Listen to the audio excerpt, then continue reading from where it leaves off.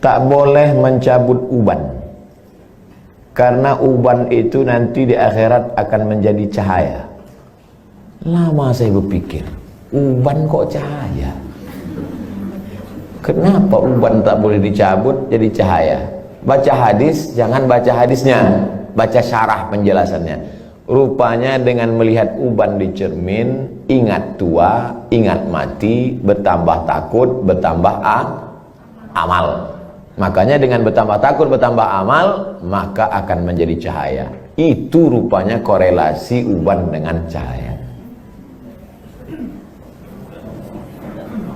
Apa hubungannya dengan kerut? Kerut sama uban juga sama, mengingatkan bahwa kita sudah tua. Saya dulu waktu muda tak ada nih. Saya tengok foto-foto saya yang lama waktu di Mesir, ganteng juga.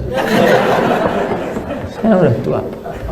Tapi dengan tua ini kita sadar bahwa sudah tua, bahwa kita ini akan mati. La'ana Rasulullah SAW al-wasimat, la'anallahu al-wasimat. Hadisnya riwayat Abdullah bin Mas'ud. La'anallahu al-wasimat, Allah melaknat perempuan tukang buat tatu. Wal mutasimat, minta buatkan tatu. Wal mutanammisat, apa ini? Alis, mencabut alis, mencukur alis. Wal mutafallijat, gigi. Karena orang kalau sudah bertambah tua, bertambah giginya. Bukan gigi itu bertambah panjang dia. Maka gigi itu dia otak-atik. Zaman dulu orang kalau mau nikah tak ada pakai akte kelahiran. Sama macam mau beli sapi kurban, kambing kurban. Dimana kita tahu umur kambing itu sudah 2 tahun? Tengok giginya. Orang pun juga tengok giginya. Otak-atik gigi. Wal mughayyirat, yang nomor 5. Merubah ciptaan lil husni, karena untuk mempercantik. Kalau merubah ciptaan dari yang tak layak menjadi layak. Ibu bapak dokter yang gigi, tukang pasang kawat gigi, jangan sangka itu perbuatan haram. Ada memang dia perlu. Ada orang ini kalau dia senyum sama kita 3 hari kita tak bisa tidur. Nah, itu memang perlu dibetulkan, perlu luruskan, diperbaiki. Tapi kalau hanya untuk gaya-gaya aja, hari Senin pink, hari Selasa hijau, ini mubazir, perbuatan saya saudara setan.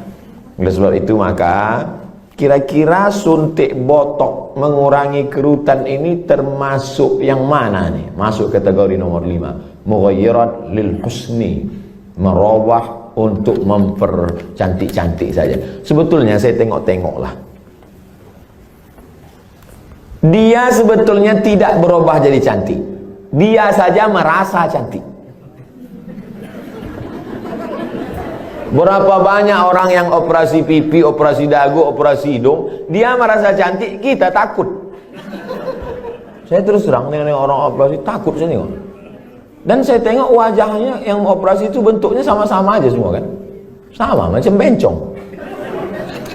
Hidung panjang, dagu panjang, panjangnya tak tentu arah pula.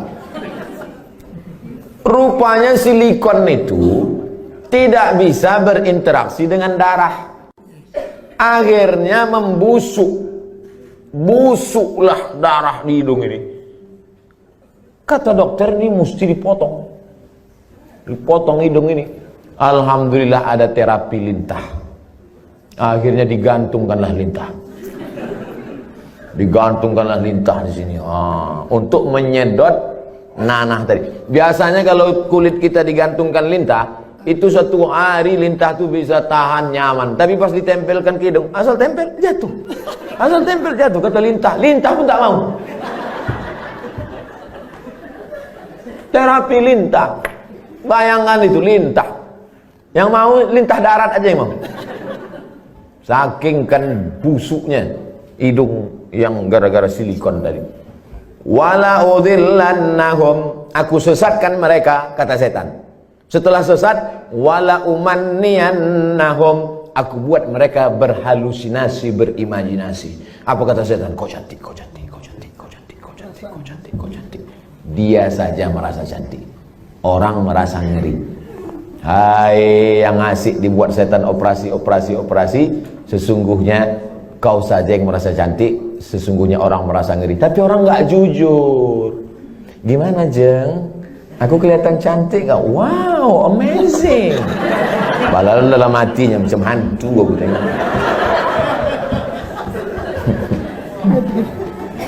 Baru dijawab, udah datang pertanyaan. Suntik filler untuk memancungkan hidung dan melancipkan dagu yang bersifat tak permanen 6 bulan. Tak permanen kata engkau. Siapa yakin malaikat maut tak datang dalam 6 bulan? Begitu lancip, cip, mati. Permanen kau.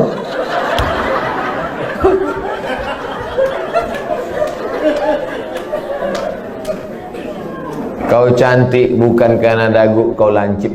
Kau cantik bukan karena hidung kau panjang. Kau cantik karena bekas air wudhu. Kau cantik karena habis baca Quran. Kau cantik. Yang mengatakan cantik tak cantik itu kan hati. Betul? Bapak-bapak ganteng. Ganteng. Bininya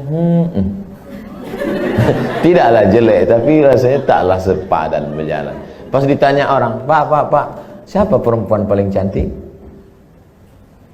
Itulah yang paling cantik gitu dia. Entah dia jujur, entah takut, Allahu'alam. Karena antara jujur dan takut ini beda-beda tipis. Tapi yang jelas kata dia, cantik itu membuat cinta atau cinta itu membuat cantik?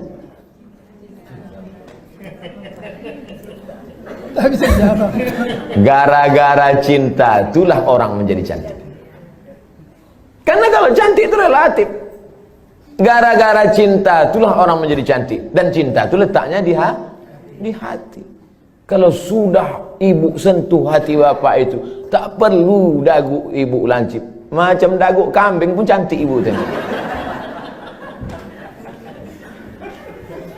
Kalau dipeturutkan ini, oh makin tua makin berkerut, tambah lagi. Makin tua makin turun. Dia bertahan paling cuma 2 bulan, 6 bulan tahan. Habis itu hidung turun, dagu turun. Tinggal mencari sapu lidi aja lagi. Nenek sihir.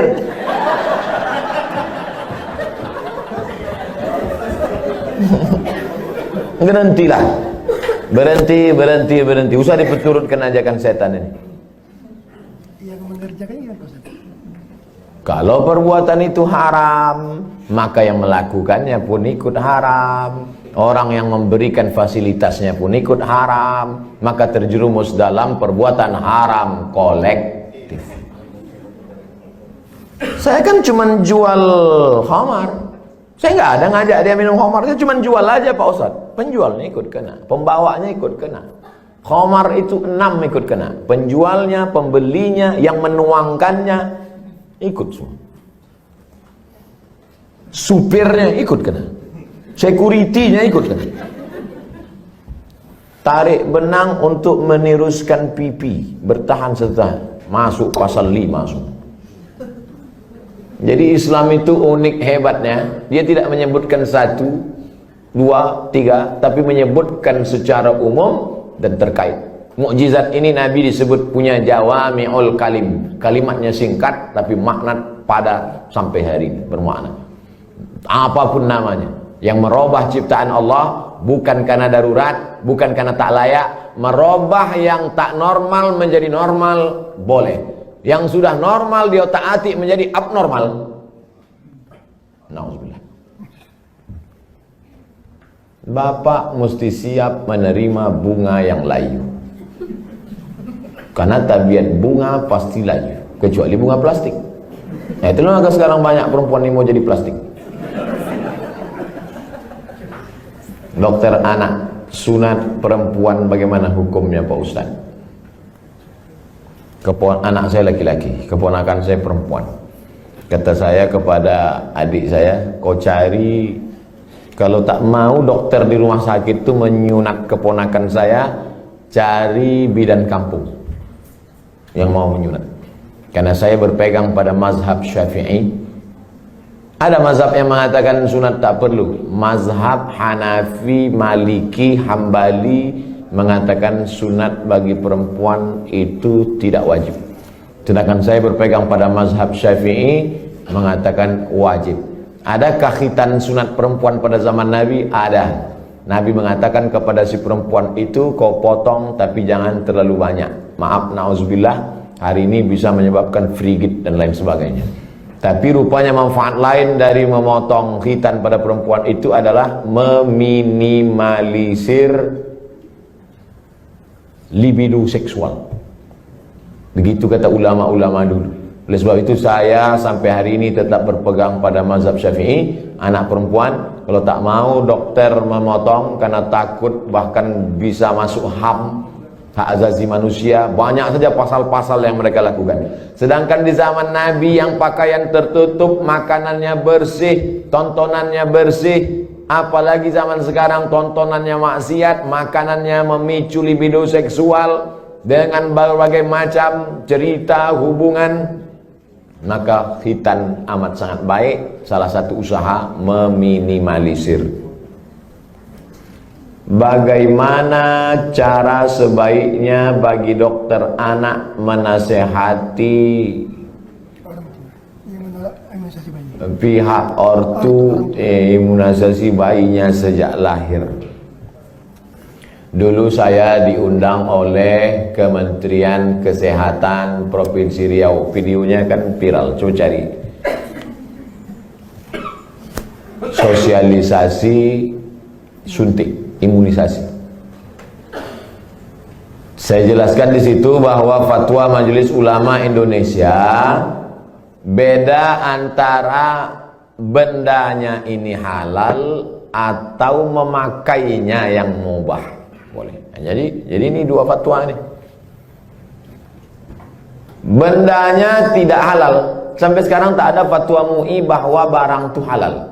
Karena memang dia dibuat dari babi. Maka tak ada fatwa halal.